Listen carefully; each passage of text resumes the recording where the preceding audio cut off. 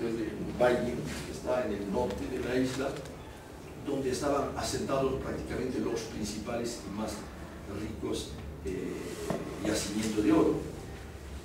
Pero en 1515 las casas salen a Cuba, porque en realidad la conquista de Cuba solo se hace en 1515. ¿Por qué? Por una razón muy sencilla, es que los españoles eran poquísimos y obviamente no tenían la capacidad de emprender la conquista de una isla que, como ustedes saben, Cuba es mucho mayor que Santo Domingo.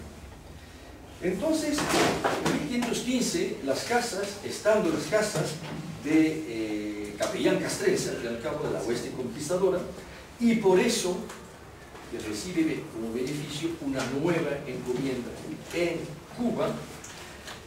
En 1515, de repente se da cuenta, tiene como una conversión, inclusive se ha hablado de la conversión de las casas, y decide en adelante, a raíz de los horrores que él ha visto en ambas conquistas, porque él participó también en las últimas operaciones militares de la conquista de Santo Domingo, decide, pues, las casas, dedicar su vida en adelante a la defensa de los indios. Y lo interesante del caso es que hay en las casas una idea constante, una permanencia, y que es que las casas, en los inicios, no es un teórico, no es un filósofo, no es un teólogo. Las casas es un político. ¿Por qué? Porque las casas ha captado, ha entendido que, o por lo menos esta es su opción, que para cambiar las cosas hay que actuar al nivel, en la cúpula del Estado, al nivel más alto posible. Y cuando llega a España, a raíz de su conversión, en la que prácticamente sale unido primero de Cuba y después viene a España desde Santo Domingo, las casas enseguida trata de relacionar y consigue relacionarse con las personas más encumbradas de la época y que tenían poder sobre la realidad americana. ¿Quiénes eran? Pues mayor de todos era el rey, don Fernando, dado que Isabel había muerto y Fernando ejercía en realidad el doble reinado sobre Castilla y Aragón, que era lo suyo, y Castilla también. Pero los primeros intentos de las casas son negativos. ¿Por qué? Pues porque, primero, para empezar, las casas encuentran a Fernando, pero Fernando estaba muy enfermo, ya muy viejo, y muere poco después. Y alrededor de Fernando, del rey católico, quienes estaban encargados de los asuntos americanos eran varios consejeros de él, y en particular dos, uno aragonés como él, que se llamaba Conchillos, que era secretario particular, y otro, Rodríguez de Fonseca, que era un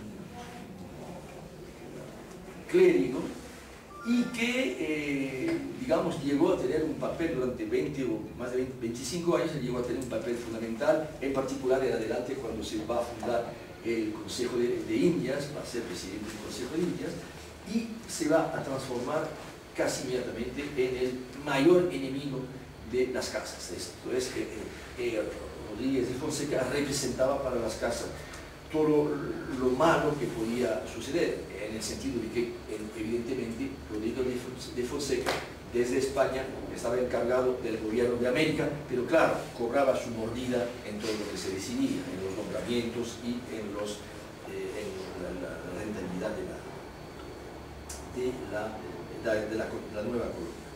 Pero la suerte de las casas es que poco después asume la regencia, porque como ustedes saben, la hija de los reyes católicos, Juana la Loca, no podía gobernar, y aunque viva, ella aunque reina, en realidad la corona recae en su hijo, esto es el nieto de los reyes católicos, el príncipe Don Carlos, que vivía en Gante, en Bélgica, y mientras no llegaba el príncipe, pues llevaba la regencia de España el cardenal Jiménez de Fonseca.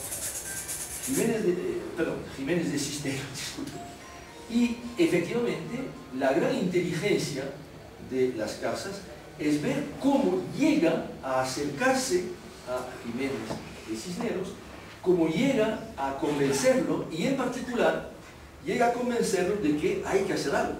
Y ese algo es o va a ser en los años 1517 y 18 una misión de tres frailes, bueno, cinco, pero tres fundamentalmente, frailes jerónimos encargados de la inspección, de una especie de visita, como en aquel entonces se decía, de la isla de Santo Domingo, y de proponer toda una serie de medidas para la reforma de lo que estaba pasando en la isla. Entonces es una victoria para las casas, pero, no sé si ustedes están enterados, desgraciadamente, en cuanto, bueno, los jerónimos llegaron en un momento muy difícil de la isla, de la historia de la isla de Santo Domingo. ¿Por qué? Porque, bueno, 1518, 17, 18 es el momento en que, digamos, la economía de la isla, la economía del oro, estaba casi exhausta, se estaba agotando. Los indios también, los dos, pues, estaban vinculados.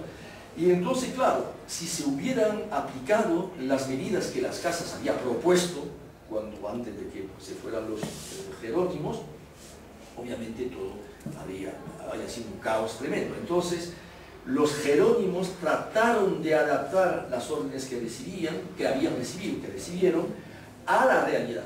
Y por supuesto, suavizaron mucho las ideas de las casas, lo cual hace que las casas, sus cartas furibundas que mandaba España, denunciaba a los jerónimos como, digamos, haberse aliado con los colonizadores, lo cual era cierto, pero solo en parte, no tanto como las casas lo dijeron. Después vuelve, ante ese fracaso, vuelve las casas a España, y ahí prosigue con esa voluntad de llegar siempre a donde estaba el poder, no para aprovecharse él del poder, sino para que el poder tomara las decisiones que él consideraba necesarias en cuanto a América se refiere. Y efectivamente, en ausencia del príncipe, habiendo muerto también Jiménez Cisneros, el gobierno en España era manejado de una forma muy curiosa por una serie de flamencos, como decía, gente que venía de Flandes, pero en realidad no eran flamencos, los más de ellos eran franceses, de Picardía, franceses del norte. Y las casas consiguen,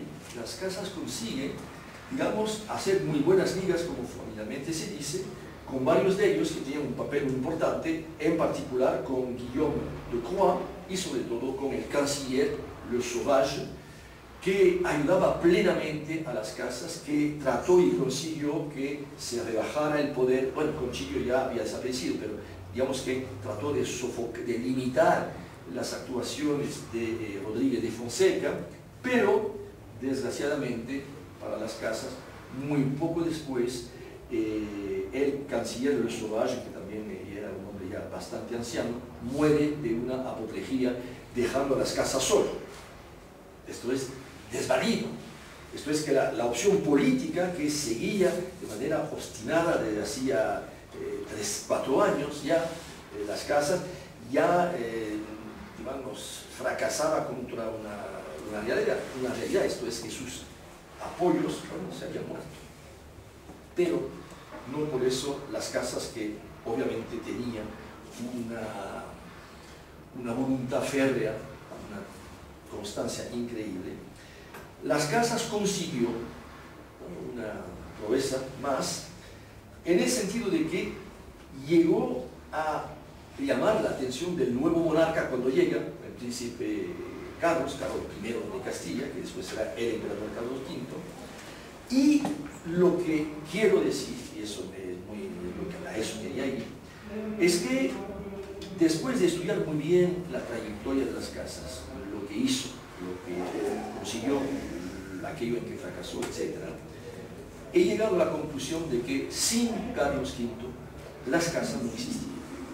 Quiero decir que las casas, la trayectoria tan importante de las casas, se debe, entre otras cosas, a sus cualidades propias, a su perseverancia, a su inteligencia, a su capacidad de convencer, pero también al hecho de que desde comienzos de finales de los años 10, casi comienzos de los años 20, hasta que don Carlos V dejara, como ustedes saben, el poder a mediados de la década de los años 50, entonces es un lapso bastante largo. El apoyo del emperador a las casas ha sido constante, a pesar de las insinuaciones y los combates que por debajo de cuerda los adversarios de las casas no paraban, a pesar de que las actuaciones de las casas en América, prácticamente todas, digámoslo así, fueron un fracaso. A pesar de esto, Carlos V no cedió nunca en su apoyo, el apoyo constante que dio al dominio. ¿Esto dónde lo vemos? Pues lo vemos primero, para empezar, en las famosas leyes nuevas de 1542. En esas leyes, bueno, esas leyes, si ustedes quieren, eran en grande lo que habían querido hacer las leyes de Burgos de 1502, solo que 30 años después. Esto es sistematizar, organizar las leyes relativas a América. ¿Por qué? Pues porque se había tomado una decisión, pongamos, para la zona de Veragua, otra decisión contradictoria para el Perú, otra más diferente para Michoacán, lo que sea, ¿no? Entonces, es un intento de sistematizar todo esto. Y son un centenar más o menos de leyes, solo que en ese centenar largo hay dos leyes totalmente importantísimas. La una prevé que en adelante solo podrán disfrutar de encomiendas aquellos que corresponden a los eventuales beneficiarios, esto es, aquellos que han participado en la conquista y primera colonización de América. Lo cual hizo que se quitaron muchas encomiendas a funcionarios, a personas que estaban en España, a conventos de España, a familiares de los gobernadores, etc. Bueno, a eclesiásticos. Pero la otra ley tan importante y más importante fue la siguiente. Fue que decidió que en adelante las encomiendas no serían perpetuas, como decían que eran los encomenderos, sin que nunca nadie lo hubiera dicho, sino que esas encomiendas en adelante serían vitalicias, esto es, por la vida de aquel que las tenía. Esto creó un revuelo increíble porque, claro, trastornaba totalmente la estructura previsible de la joven colonia americana. Esto es que la sociedad que gracias a la encomienda se estaba construyendo en base a una especie de nueva nobleza americana, digámoslo así, de aquellos que habían participado en las conquistas, esa sociedad de tipo así nobiliario, más medieval aún de lo que ya era en aquel entonces España, pues esa sociedad sí se terminaba